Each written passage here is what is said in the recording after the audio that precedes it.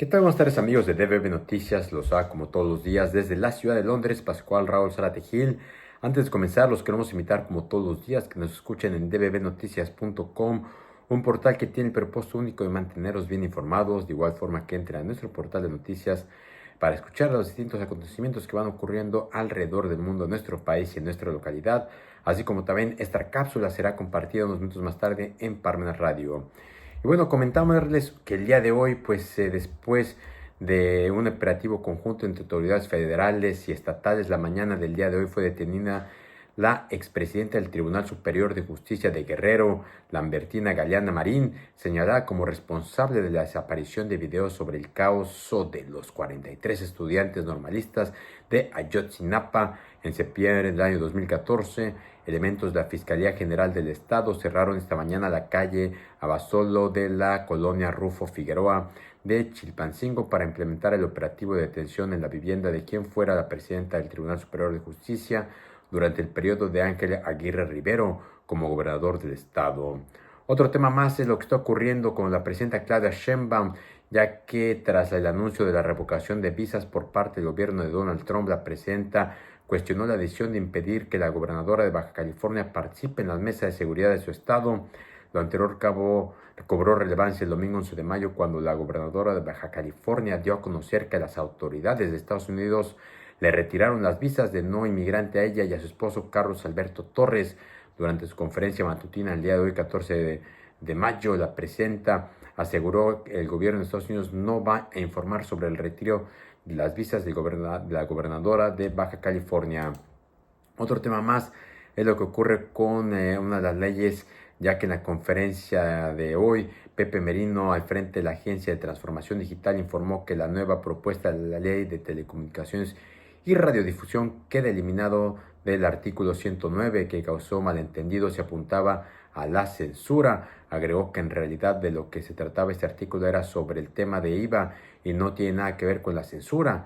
Otro tema más es lo que está ocurriendo con una de las influencers que por desgracia perdió la vida, Valeria Márquez. Aseguran que la víctima sospechaba sobre el peligro que corría o estaba siendo perseguida antes de ser asesinada en Zapopan, Jalisco. El último video que publicó en TikTok contiene la frase "a lo mejor me iban a matar", luego de hablar con la mujer que estaba con ella, quien la mencionó que un repartidor había llegado para entregar un regalo costoso. Después continuaron y bueno, fue precisamente cuando Valeria Márquez grababa ese video en TikTok cuando fue asesinada, luego de que un sujeto se le acercó y le disparó a quemarropa. Otro tema más es lo que ocurre a niveles de precio del petróleo, ya que el Brent cayó 54 centavos y el West Texas Intermediate se dio 52 centavos.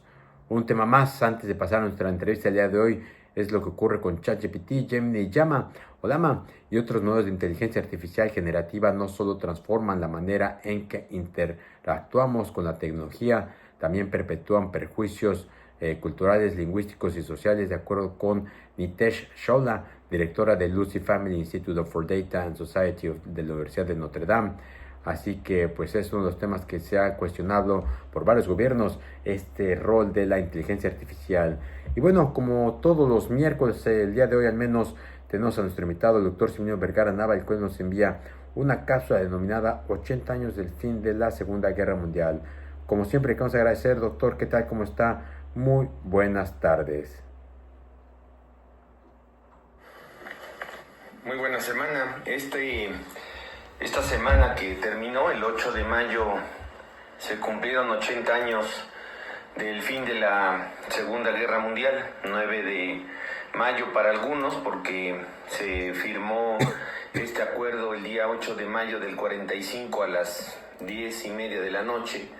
Por lo tanto, algunos lo conmemoran para el día 9 de mayo por los cambios de horario que hay también allá en Europa, y entonces unos lo plantean como fecha 8 y otros como fecha 9, pero en Francia, que fue el lugar donde se llevó a cabo este acuerdo, pues fue el día 8 de mayo después de las 10 de la noche. Y bueno, se han conmemorado 80 años del fin de la guerra, que poco se ha hablado al respecto de esto. Pareciera que está pasando inadvertido el hecho de que pues hace 80 años se terminó con la guerra, y en realidad pues hubo bastantes cambios durante estos 80 años, o sobre todo sobre el cambio de la guerra a la posguerra. Los cambios que se dieron fueron en el mundo abismales, y precisamente por eso no hay que dejarlos a un lado, no hay que dejarlos abandonados. Al contrario, son temas que deberíamos de tener muy presentes, estos cambios que se dieron en lo que viene siendo pues en el mundo después de la Segunda Guerra Mundial. Hay que recordar que pues dentro de los cambios que se dieron fue ese grito generalizado de nunca más los estados totalitarios, los gobiernos totalitarios, los sistemas totalitarios, y entonces ese nunca más se tradujo jurídicamente pues en darle mayor énfasis, mayor importancia a las constituciones, sobre todo darle importancia jurídica a las constituciones, el que las disposiciones de la ley estén perfectamente establecidas en cuanto a la exigencia sobre todo de los derechos constitucionales, y que por lo tanto las leyes se sujeten a lo que establezcan las constituciones, los derechos de las propias constituciones, propiamente en el mundo occidental. Por lo tanto, se le dio mayor énfasis a estas constituciones, al contenido de las mismas. Por eso hoy hablamos del derecho constitucional, hoy hablamos de la importancia que tiene la parte más alta del sistema jurídico, y por eso hablamos de constitucionalismo. Y bueno, ya hemos platicado que hay dos modelos de constitucionalismo, pero todo esto nació precisamente después de ese grito de nunca más estos gobiernos totalitarios. ¿Ha sido suficiente o no? Bueno, pues eso queda en la interpretación de cada uno de nosotros, si esto ha sido suficiente o no, pero mientras, pues digamos que ha sido la forma en que se ha mantenido este sistema que ha pretendido, ¿verdad?, limitar precisamente a estos gobiernos totalitarios. ¿Qué otra cosa ha sucedido? Bueno, pues que esto no es suficiente, y por lo tanto se constituyó la Organización de las Naciones Unidas, ¿no? Se conformó la ONU, y la ONU pues también tiene que ver precisamente con esta necesidad de limitar el poder de los gobiernos totalitarios, y en ese orden de ideas pues la ONU también es un tema muy importante, trascendental, precisamente para evitar este tipo de sistemas que ocasionaron todo lo que nosotros conocemos. Y bueno, pues de ahí también partieron los organismos ya no referentes a limitar el poder de los estados, sino también el gobierno, sobre todo de la economía, el gobierno de la economía. Y en esa parte del gobierno de la economía, pues también se crearon acuerdos internacionales. Hay que recordar que en 1944, en un balneario que hay en Estados Unidos, Bretton Woods, pues allí se reunieron los países o los representantes de los países que estaban en contra de los alemanes. Hay que recordar entonces que en ese acuerdo internacional en 1944, pues fue el origen, en Bretton Woods fue el origen después de el Fondo Monetario Internacional, el Banco Mundial y todos estos organismos internacionales que implementan actualmente pues los principios rectores de la economía mundial, sobre todo del mundo occidental.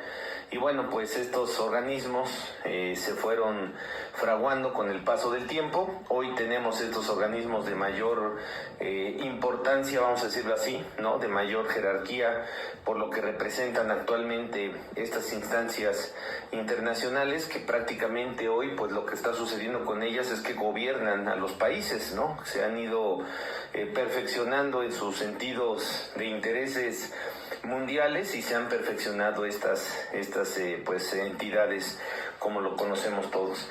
Y bueno, también en ese acuerdo de Bretton Woods, pues lo que representó fue un cambio abismal para controlar la economía propiamente a través de lo que viene siendo el dólar, ¿no? La moneda de cambio mundial, pues se convirtió el dólar a partir de este acuerdo de Bretton Woods, y sobre todo del fin de la Segunda Guerra Mundial, que repito, lo estamos platicando porque el 8 de mayo del 45 se firmó ese acuerdo para terminar con la guerra por parte de Alemania.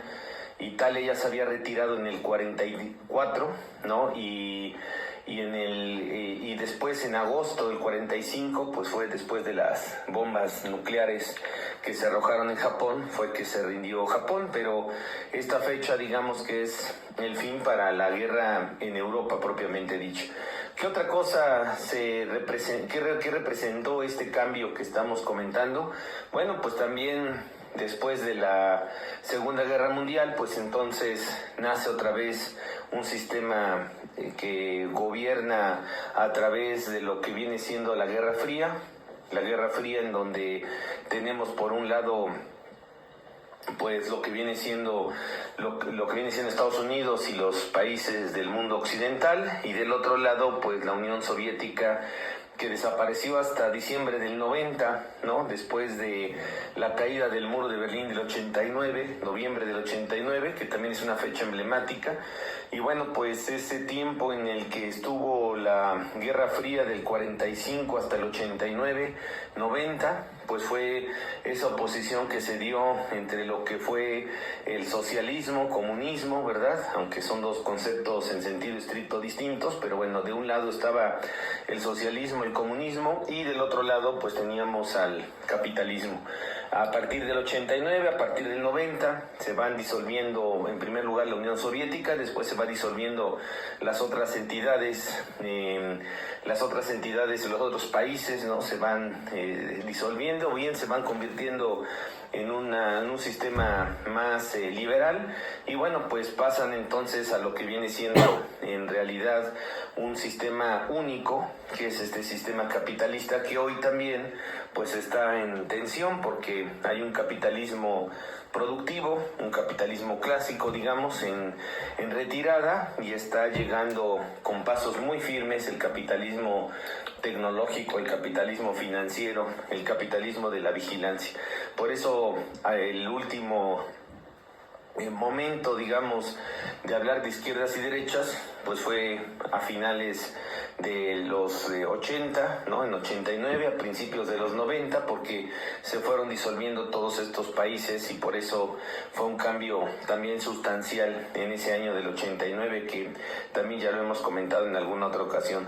Sin embargo, bueno, pues del fin de la Segunda Guerra Mundial, pues representa ese movimiento de esta Guerra Fría que se fue dando, ¿no? A partir de ese final de la Segunda Guerra Mundial, los países de Oriente con los países de Occidente, y bueno, pues incluso hasta en los deportes, ¿no? En las Olimpiadas no iban los de un lado o no iban los del otro, dependiendo quién organizaba las Olimpiadas, y todo esto se volvió, pues digamos, una guerra entre dos polos que finalizó con la caída del muro de Berlín. Pero esto inició, ¿no? En lo que fue la Segunda Guerra Mundial.